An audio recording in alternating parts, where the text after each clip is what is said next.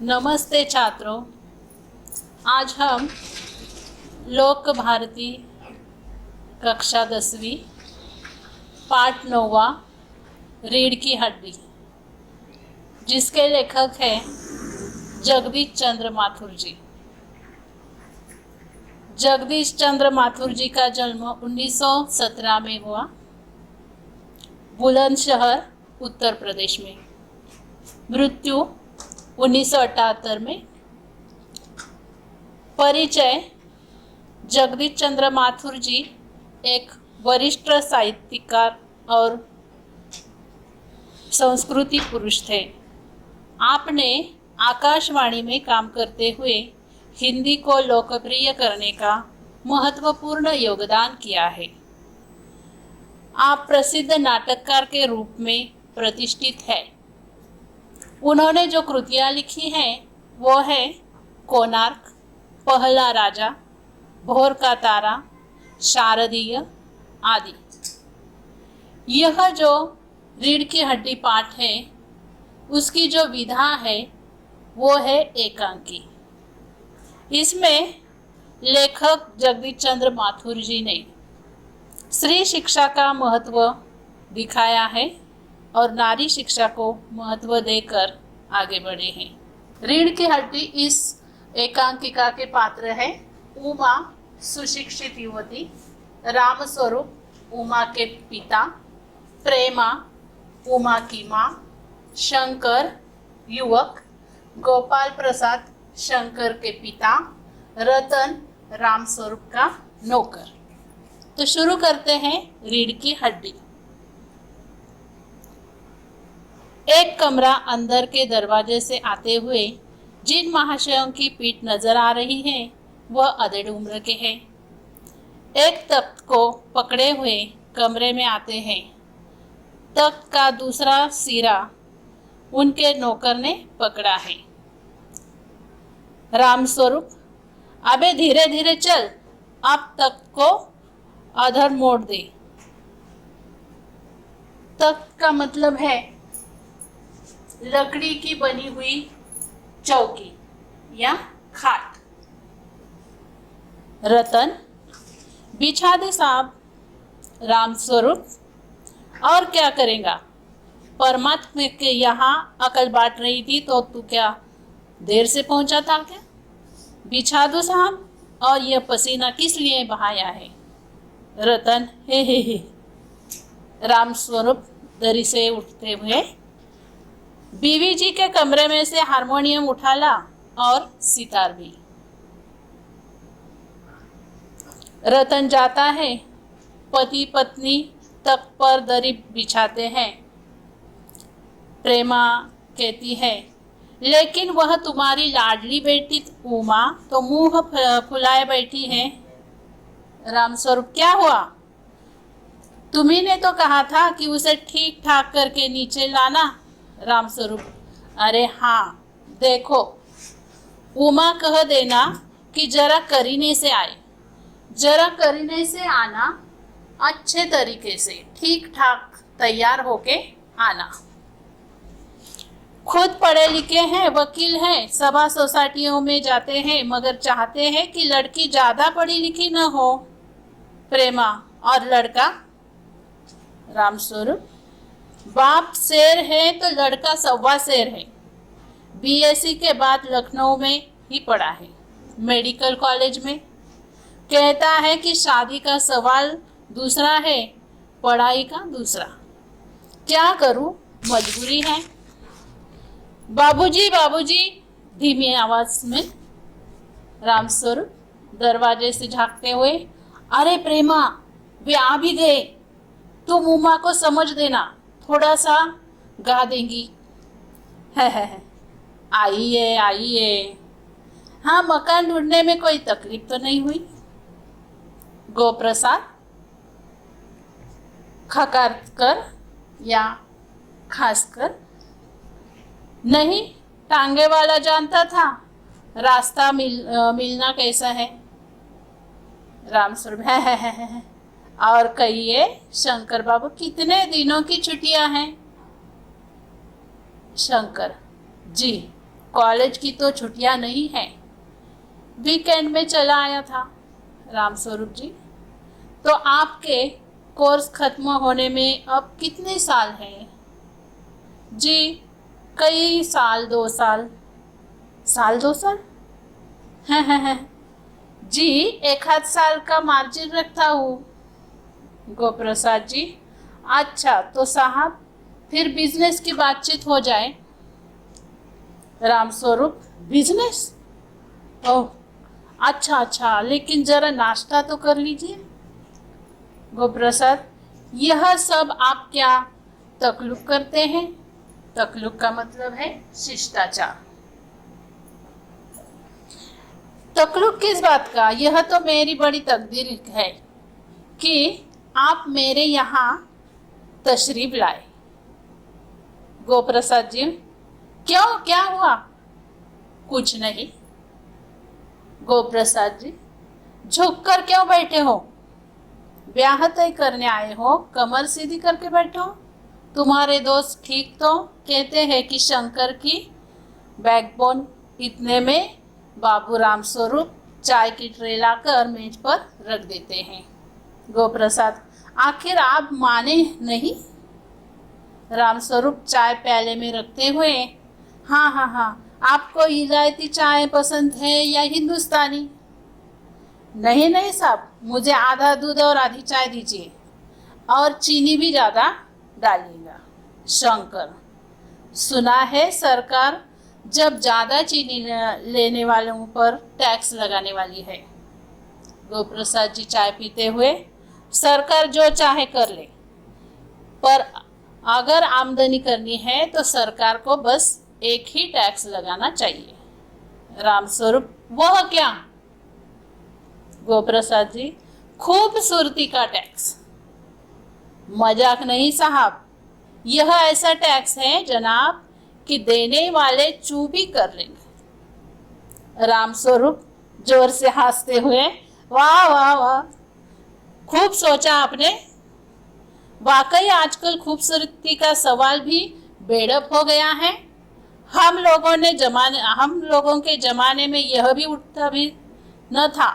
लीजिए। गोप्रसाद जी सामोसा उठाते हुए, कभी नहीं साहब, कभी नहीं। रामस्वरूप, आपका क्या ख्याल है शंकर बाबू? शंकर कहता है, किसके मामले में? यही शादी तय करने में खूबसूरती का हिस्सा कितना होना चाहिए इस मामले में। यह बात दूसरी है बाबू रामस्वरूप, मैंने आपसे पहले भी कहा था, लड़की का खूबसूरत होना निहायत जरूरी है, और जायचा तो मिल ही गया है। जायचा का मतलब है जन्म पत्रिका। रामस्वरूप इस पर जवाब देते हैं, जी, जायचे का मिलना यह क्या मुश्किल होता है? ठाकुर जी के चरणों में रख दिया, बस खुद ब खुद मिल गया, समझिए। शंकर भी हंसता है, मगर गोपाल प्रसाद गंभीर हो जाते हैं और कहते हैं, लड़कियों को अधिक पढ़ने की जरूरत नहीं है, सिलाई पुराई कर बस। रामस्वरूप, हाँ, अरे जरा पान भिजवा देना। गोप्रसाद और शंकर जो है वो लड़की को देख रहे हैं, और लड़की जो है उमा, इसे चश्मा है। ये चश्मा देखकर वो चौंक उठते हैं और कहते हैं, चश्मा? रामस्वरूप, जी, वह पिछले महीने में इसकी आंखें दुखने लगी थी, तो सो कुछ दिनों के लिए चश्मा लग गया है। गोप्रसाद, पढ़ाई वढ़ाई के वजह से तो नहीं लगा ना?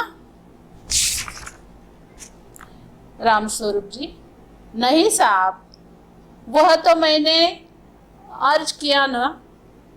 गोप्रसाद, बैठो बेटी।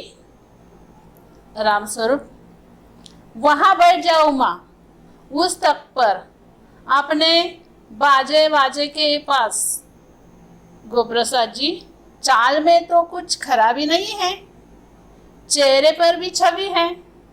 हाँ, कुछ गाना बजाना सीखा है?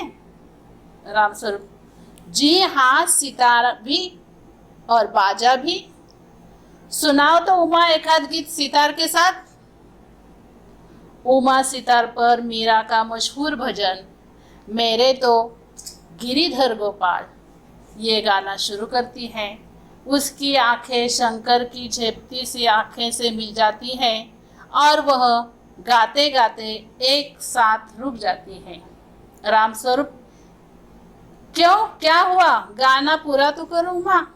गोप्रसाद, नहीं नहीं साहब, काफी है, आपकी लड़की अच्छी गाती है। उमा सितार रखकर अंदर जाने के लिए बढ़ती है। गोप्रसाद जी, अभी ठहरो बेटी। रामस्वरूप, थोड़ा और बैठ रहे। फिर गोप्रसाद उमा से प्रश्न पूछते हैं, तो तुमने पेंटिंग वेंटिंग तो सीखी है? रामस्वरूप, हाँ, वह तो मैं आपको बताना ही भूल गया। वह जो तस्वीर टांगी हुई है कुत्ते वाली, इसी ने बनाई है। दीवार पर भी इसने दूसरी तस्वीर बनाई है। तो प्रसाद, हूँ, यह तो बहुत अच्छा है। और सिलाई वगैरह कुछ आती है? सिलाई तो सारे घर की इसी की जिम्मेदारी है, यहाँ तक कि मेरी कमीज भी ये सिलाई करती है। वाह वाह वाह, ठीक है।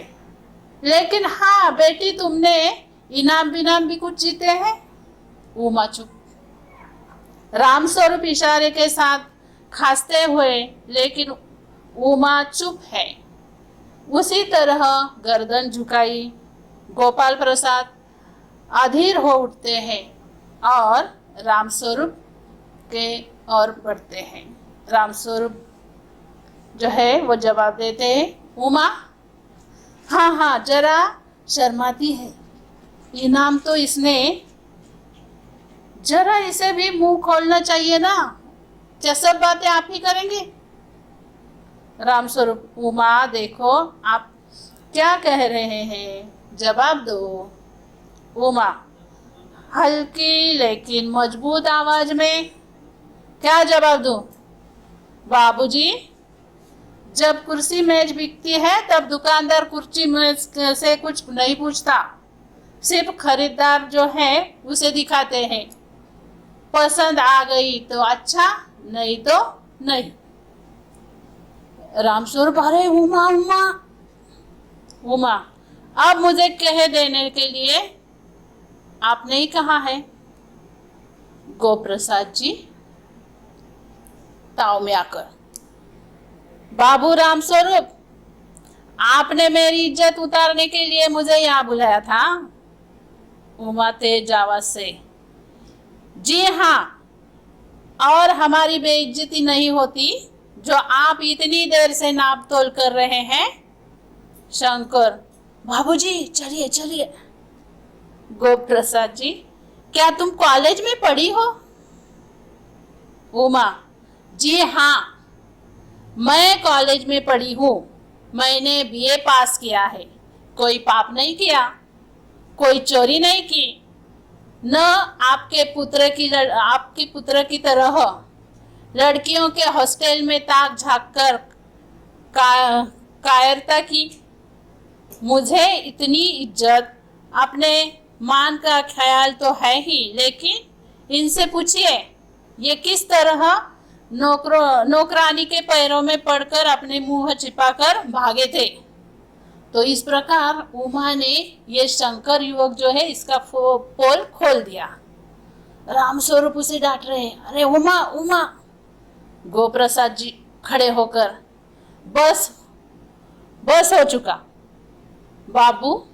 रामस्वरूप, आपने मेरे साथ दगा किया। आपकी लड़की बीए पास है और आपने मुझे कहा है कि सिर्फ मैट्रिक तक पढ़ी है। दरवाजे की ओर बढ़ते हैं।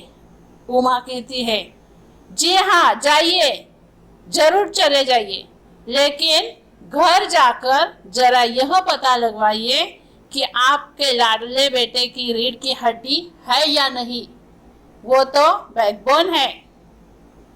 तो इस प्रकार ये जो उमा है ये बीए पास है, लेकिन इसका ब्याह करने के लिए उसके जो पिताजी हैं वो रामस्वरूप जी मैट्रिक तक पढ़ी है, यह सामने वाले व्यक्ति को बताते हैं।